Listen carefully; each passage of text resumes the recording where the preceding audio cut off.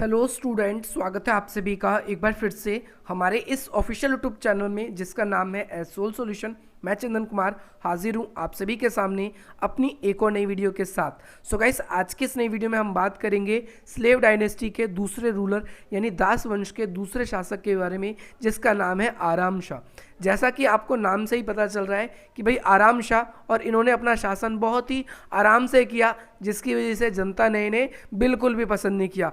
और ठीक 8 महीने तक ही इनका शासन रहता है, ज़्यादा लंबा शासन नहीं हो पाता है। और कुतुबुद्दीन ऐबक के बाद में अगर कोई अगला शासक बना था तो वो आराम शाह था, जिसके बारे में आज की इस नई वीडियो में हम बात करेंगे। वैसे तो ज़्यादा आराम शाह के बारे में आप सभी को पढ़ना नहीं है, जैसा कि आप देख सकते हैं सन 1210 में इनका राज्यारोहण हुआ और 1211 में इनकी हत्या कर दी गई थी, और इसके बाद में इनका शासन का अंत हो जाता है। और इसके बाद में आते हैं कुतुबुद्दीन ऐबक के गुलाम, जिसका नाम था इल्तुतमिश।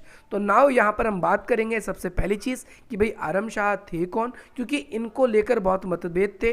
तो भाई कौन कौन क्या कहता है आराम शाह को लेकर, आज की इस नई वीडियो में आप लोगों को ये पता चलेगा। इसके अलावा आज की जो नई वीडियो है ये उन सभी स्टूडेंट्स के लिए जो कि 3rd सेमेस्टर के, एसयूएल के, एनसीवैप के, रेगुलर कॉलेज के या देश की किसी भी यूनिवर्सिटी के, चाहे वो मास्टर्स में या फिर प्रोग्राम में वो स्लेव डायनेस्टी को पढ़ रहे हैं, तो आज की नई वीडियो उन सभी के लिए इंपॉर्टेंट है। आज हम बात करेंगे कुतुबुद्दीन ऐबक की मृत्यु के बाद में। आप सभी को पता है सन 1210 में कुतुबुद्दीन ऐबक की पोलो खेलते हुए गिरने के बाद में मृत्यु हो गई, और उसके बाद में अगला शासक आराम शाह बनते हैं। आराम शाह जो है उनका नियुक्ति या उनका राज्यारोहण जो है लाहौर के एक तो मलिक और दूसरे सरदारों ने, वहाँ के जो सरदार थे उन्होंने क्या किया, मलिक सरदारों, सरदार का मतलब आपको पहली बात तो क्लियर होना है, पंजाबियों से नहीं है। सरदारों का मतलब उनसे है जो कि सूबेदार हुआ करते थे, एक तरीके से सैनिक अधिकारी। उन्होंने अचानक सैनिक वर्ग के हृदय में असंतोष, यानी उस समय जब एकदम से कुतुबुद्दीन ऐबक की मृत्यु हो गई। आप सभी को पता है कुतुबुद्दीन ऐबक भी ज़्यादा लंबे समय तक शासन नहीं कर पाए थे, 1206 से 1210 तक किया उन्होंने शासन, और 1210 में ही उनकी मृत्यु हो जाती है। और कुतुबुद्दीन ऐबक से पहले जो मोहम्मद गौरी जो थे, उन्होंने सिंध प्रदेश को जीता था, और सिंध प्रदेश को हम कह सकते हैं, सिंध प्रदेश दिल्ली में जो कुतुबुद्दीन ऐबक हैगा उसको नियुक्त किया था। और साथ ही साथ बहुत सारे ऐसे शासक थे जो कुतुबुद्दीन ऐबक को पसंद नहीं करते थे। तो कुतुबुद्दीन ऐबक के बाद से ही पूरा साम्राज्य जो है, मुस्लिम साम्राज्य, वो टूटना स्टार्ट हो गया था। और इसी वजह से बहुत सारे जो उस समय के जो मुस्लिम सरदार थे, मंत्री थे, उन सभी ने एक तरीके से वंश खत्म ना हो, या फिर हम कह सकते हैं कि सत्ता खत्म ना हो, इसके लिए ही कुतुबुद्दीन ऐबक के बाद में किसकी नियुक्ति की गई, आराम शाह की। तो भाई जनता के बीच में शांति स्थापित करने के लिए, उपद्रव को रोकने के लिए और सैनिक वर्ग में हृदय में संतोष देने के लिए क्या किया गया था, आराम शाह को गद्दी पर बिठाया गया था। तो आपको याद रखना है। साथ ही साथ अब भाई आराम शाह को लेकर कुतुबुद्दीन के ऐबक के संबंध में लेकर मतभेद थे। कई लोग कहते हैं कि भाई आराम शाह जो है कुतुबुद्दीन ऐबक का पुत्र था, कई लोग कहते हैं आराम शाह जो कुतुबुद्दीन ऐबक का पुत्र नहीं था।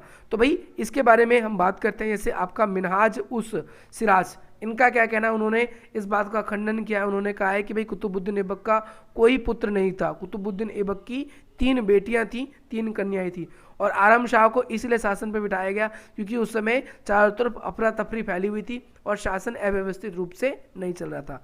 दूसरा है अबुल फजल। अबुल फजल का विचार है कि भाई आराम शाह जो है कुतुबुद्दीन शाह का क्या था, कुतुबुद्दीन ऐबक का भाई था। लेकिन हम यहाँ देखते हैं कि कुतुबुद्दीन ऐबक को तो एक व्यापारी ने खरीद लिया था, तो उसका तो कोई डायरेक्टली प्रत्यक्ष रूप से भाई हमें उस जगह पर तक कोई जिक्र नहीं हुआ। तो ये अनुमान लिया जाता है। आप सबको पता है इतिहास शायद और कल्पनाओं पे चलती है, तो ये मानते हैं कि कुतुबुद्दीन जो है उसके बाद में आराम शाह शासक इसीलिए नियुक्त हो पाया क्योंकि जो कुतुबुद्दीन ऐबक का ही वंश का था, चाहे वो भाई हो सकता है, पुत्र हो सकता है। तो अलग अलग लोगों ने अलग अलग तरीके से उससे रिलेट करने की कोशिश करी है। एक नया विचार ये था कि भाई आराम शाह कुतुबुद्दीन ऐबक का कोई संबंधी न था, बल्कि सत्ता रूढ़ करने के लिए अमीरों ने उसे नियुक्त किया था, यानी शासन किसी न किसी के हाथ में आए इस चीज़ के लिए। तो भाई इस बात को लेकर निश्चित कोई परिमाण नहीं है। तो अलग अलग बातें हैं, आप लोगों को ध्यान रखना है। बस इतना याद रखना है कि कुतुबुद्दीन ऐबक के बाद में सत्ता रूढ़ हो सके, सत्ता अच्छे तरीके से चल सके, दिल्ली सल्तनत अच्छी तरीके से चल सके, इसीलिए कुतुबुद्दीन ऐबक की नियुक्ति करवाई गई थी। दुर्भाग्यवश आराम शाह जो है एक कमज़ोर शासक बनता है, अयोग्य शासक बनता है, और दिल्ली के जो लोग हैं उसने उसे कभी भी अपना जो शासक है उसे अच्छी तरीके से स्वीकार किया ही नहीं, आप ये कह सकते हैं। और विभिन्न प्रांत के जो अध्यक्ष थे बड़े बड़े, जैसे बंगाल का अली मर्दान था, लाहौर मुल्तान जो है, मुल्तान के आसपास जो कुबाचा था, उन्होंने कभी भी आराम शाह है उसको वहाँ का दिल्ली प्रदेश का जो शासक है या दिल्ली सल्तनत का जो शासक है वो माना ही नहीं। और देश के अंदर गृह युद्ध जैसी स्थिति बन गई थी, इसीलिए उसको नियुक्त किया गया था ताकि क्या किया जा सके आगे चल के। आराम शाह का जो शासन है हम देखेंगे सिर्फ 8 महीने तक ही रहता है, जैसे कि वीडियो के स्टार्टिंग में मैंने आपको बताया।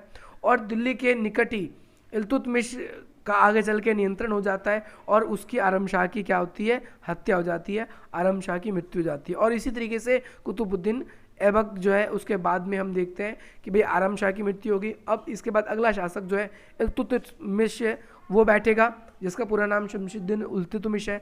उसके बारे में हम अलग से वीडियो में बात करेंगे। कुतुबुद्दीन ऐबक के बाद में कैसे एक महत्वपूर्ण शासक के रूप में इल्तुतमिश बनते हैं और आगे चल के उनकी पुत्री रजिया वो भी कैसे महत्वपूर्ण शासक बनकर उभरेगी। तो भाई यही थी आज आप सभी के लिए वीडियो। मुझे ऐसा लगता है आज की इस नई वीडियो से आप सभी को बहुत वैल्यू मिलेगी और इसी प्रकार के इंटरेस्टिंग वीडियोज़ पाने के लिए आप हमारी वीडियो को लाइक करेंगे, अधिक से अधिक मित्रों तक शेयर करेंगे और हमारे चैनल को सब्सक्राइब करेंगे। मिलते हैं गाइस आप सभी से अपनी अगली वीडियो में। अगर आप लोगों को ये वीडियो पसंद आए तो like share subscribe and Telegram group को ज्वाइन करना बिल्कुल भी ना भूलें। अगर आपका कोई भी सजेशन है तो आप हमें इंस्टाग्राम पर दे सकते हैं। मिलते हैं हम आपसे अपनी अगली वीडियो में। जय हिंद, जय भारत।